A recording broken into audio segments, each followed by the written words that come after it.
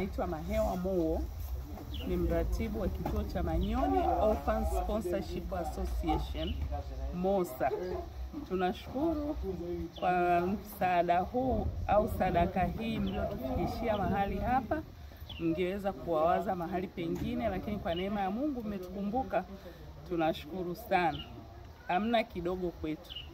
Chochote kinachofika hapa ni kikubwa, na Mungu awabariki, awarudishie pale mlipopunguza, lakini akajibu haja za mioyo yenu kupitia sadaka hii. Amen.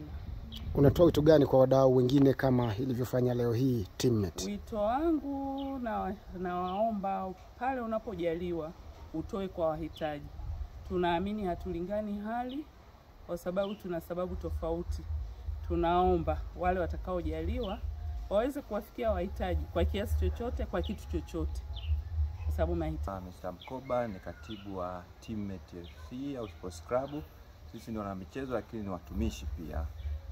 Leo hii tumefika hapa Manyoni kwa ajili ya visit ya kimichezo, lakini pia tumekuja kuona ndugu zetu ambao wana mahitaji mbalimbali katika kituo hiki cha MOSA. Na ni miongoni mwa malengo yetu. Yaani hatujaje kwa bahati mbaya, kwani ni malengo ya kikundi chetu cha Teammate kuwa na michezo, lakini kuwaona au kuwasaidia wenzetu ambao wana mahitaji mbalimbali. Yaani kufanya matendo ya, wanasema Wakristo wanasema matendo ya huruma. Serikali tunasema kusaidia jamii.